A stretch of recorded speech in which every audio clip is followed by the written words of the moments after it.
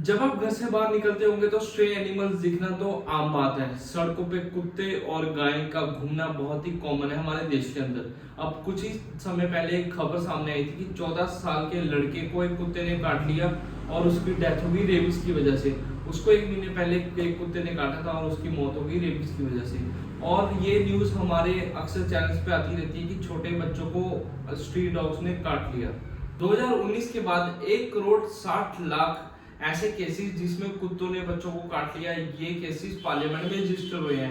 पर नंबर्स इससे काफी ज्यादा होंगे जो उनसे नहीं रजिस्टर हुए। और पूरे वर्ल्ड में जो रेबीज के शिकार होते हैं उसकी 36% पॉपुलेशन हमारे देश में है। और अगर साउथ एशिया की बात करें उसके हिसाब से 65% केसेस सिर्फ हमारे देश में से निकलते हैं। WHO की रिपोर्ट के हिसाब से हर साल 18 से 20 हजार लोग रेबीज की वजह से मारे जाते हैं हमारे देश के अंदर। पर ये नंबर्स बहुत ही ज्यादा कम है। ये नंबर्स हुआ है जो सिर्फ रजिस्टर होते हैं। और रेबीज एक ऐसी बीमारी है जो कि नॉन ट्रीटेबल है। अगर आप इसके शिकार होते हो तो बचने के चांसेस सिर्फ 1% रह जाते हैं। इस टाइम हमारे देश के अंदर 6 करोड़ से भी ज्यादा स्ट्रीट डॉग्स हैं। और आप कहीं भी जाओ, किसी भी सिटी में जाओ, स्ट्रीट डॉग्स तो आपको देखने को वहां आम ही मिल जाएंगे। तो इसके ऊपर दो व्यूज हैं लोगों के। एक तो वो लोग हैं जो कहते हैं कि जो रेजिडेंशियल एरिया से है वहां से स्ट्रीट डॉग्स को बिल्कुल गायब कर देने चाहिए। जैसे अभी मैंने आपको स्टैट्स दिखाए उसके हिसाब से अगर हम देखें तो कहीं ना कहीं उनकी बात ठीक भी है। पर अगर हम दूसरा ओपिनियन देखें तो कुछ लोग ऐसे भी हैं जो स्ट्रीट डॉग्स को खाना देते हैं, इनकी वैक्सीनेशन कराते हैं, इनकी बीमारियों का पूरा ध्यान रखते हैं और अच्छे से इनको वैक्सीनेट करवाते हैं। अगर हम स्ट्रीट एनिमल्स की बात करें तो सिर्फ डॉग ही एक प्रॉब्लम नहीं है, कैटल्स भी उसमें बहुत बड़ी प्रॉब्लम है। तो अगर हम रिपोर्ट की माने तो 2017 के बाद 6000 गाय ट्रेन एक्सीडेंट में मारी गई थी। और ये जो कैटल्स है एकदम से हाईवे पे आ जाती है, उसकी वजह से बहुत सारे एक्सीडेंट हो जाते हैं। अगर हम एक इंश्योरेंस कंपनी की माने तो कहते हैं कि 58% जो एक्सीडेंट्स होते हैं, या आप कह लो सेकंड लार्जेस्ट रीजन है ये इंडिया के अंदर कार एक्सीडेंट्स का। ये प्रॉब्लम तो बहुत ही ज्यादा बड़ी है। और इसका सोल्यूशन क्या होगा आखिरकार? तो ह्यूमंस तो बहुत ज्यादा प्रिविलेज्ड हैं, ये लोगों से कम्युनिकेट कर सकते हैं, अपना खाना खुद खा सकते हैं। पर जानवरों के साथ ऐसा नहीं है।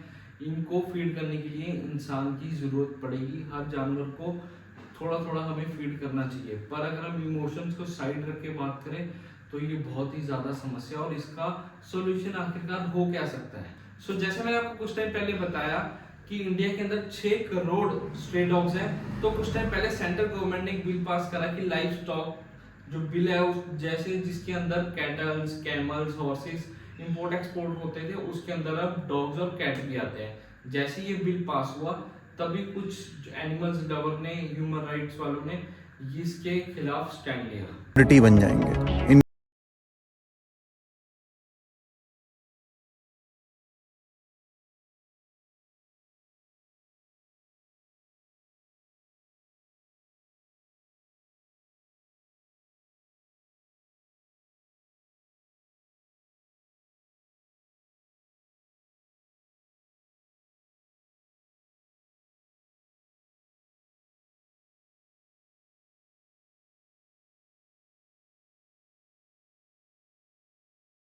उनका बहुत ज्यादा विरोध होने लगा तो सेंट्रल गवर्नमेंट ने ये बिल वापस ले लिया। उनका मेन रीजन कहने का ये था कि डॉग्स और कैट को लाइव स्टॉक के अंदर ना रखा जाए।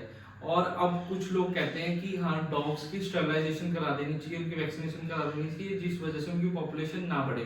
तो इसके ऊपर भी आपको थोड़ा मैं डाटा दे देता हूँ। हरियाणा के अंदर लास्ट ईयर 17 करोड़ रुपया लगा के सरकार ने स्टरलाइजेशन करवाई है। और भोपाल गवर्नमेंट ने 20 करोड़ रुपए लगा के कुत्तों की स्टरलाइजेशन और वैक्सीनेशन कराई है। पर इससे कोई भी असर नहीं हुआ और उनकी पॉपुलेशन नहीं कंट्रोल हुई, उल्टा और ज्यादा बढ़ रही है। ये भी सरकार की गलती नहीं है, क्योंकि डॉग्स का डाटा मेंटेन करना, उनकी वैक्सीनेशन रिपोर्ट तैयार करना, हर एक कुत्ते की वैक्सीनेशन रिपोर्ट तैयार करना बहुत ही ज्यादा टफ काम है गवर्नमेंट के लिए। और इसकी वजह से पूरी तरह से इस बिल पे ध्यान नहीं दिया जा रहा और वैक्सीनेशन अच्छे से नहीं हो पा रही। तो कुछ ह्यूमन एरर भी है और कुछ इसमें बहुत बड़ी समस्या भी है। तो अगर हम एक रिपोर्ट की माने तो जो कुत्तों की वैक्सीनेशन होती है, स्टरलाइजेशन होती है, उसके बाद जो मेल डॉग्स हैं वो ज्यादा एग्रेसिव हो जाते हैं और उससे लोग बहुत ही ज्यादा खतरा बढ़ जाता है। वो थोड़े से चिड़चिड़े और बहुत ही ज्यादा एग्रेसिव हो जाते हैं उस स्टरलाइजेशन के बाद।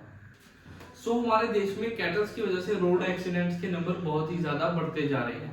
तो अगर हम एक रिपोर्ट की माने तो हमारे देश में 5 मिलियन से भी ज्यादा कैटल्स हैं, जिसकी वजह से हमारे देश के अंदर 2020 से 2021 के बीच में 2009 मिलियन टन मिल्क प्रोड्यूस हुआ है और इसका मेन हिस्सा 51% है, वो है काउ मिल्क। तो आपको क्या लगता है ये जो इतना मिलियन टन दूध है ये नेचुरली प्रोड्यूस होता है? ऐसा बिल्कुल भी नहीं है। इसके लिए गायों को आर्टिफिशियल हार्मोन्स दिए जाते हैं जो उनके ओनर्स हैं उनके द्वारा, क्योंकि वो चाहते हैं कि उनकी गायें ज्यादा मिल्क प्रोड्यूस करे। तो एक उनकी कैपेसिटी बढ़ा बढ़ा के मिल्क निकलवाने के बाद एक समय आता है जब गाय दूध देना बंद कर देती है, तो उसके बाद जो वो फील्ड ओनर्स हैं वो गाय को बाहर निकाल देते हैं, क्योंकि जब तक वो उनके लिए प्रॉफिट एसिड होता है तब तक वो उनके पास रखते हैं, जब तक वो उनके लिए लायबिलिटी बन जाती है तब तक वो उनको निकाल देते हैं अपने फील्ड से बाहर। तो इससे क्या होता है, हमारे जो स्ट्रीट पे जो कैटल्स की संख्या वो बढ़ती जाती है।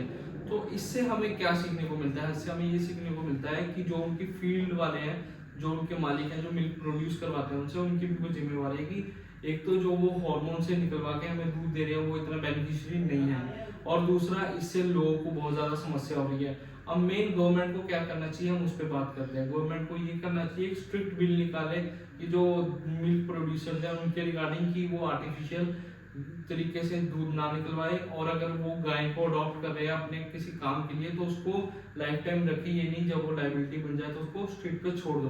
तो उसके ऊपर पुलिस को थोड़ा काम करना चाहिए, और जो डॉग ओनर है, हम मेरे जैसे और भी बहुत ज्यादा लोग होंगे, तो उनका मेन काम है कि ज्यादा से ज्यादा कुत्तों को इंजेक्शन लगवाओ। आपके आसपास डॉग्स हैं, आप जिसको घर में फीड करते हो, बाहर फीड करते हो कुत्तों को, तो ये हर काम सरकार आके करेगी ऐसा पॉसिबल नहीं है, किसी भी देश में ऐसा नहीं होता।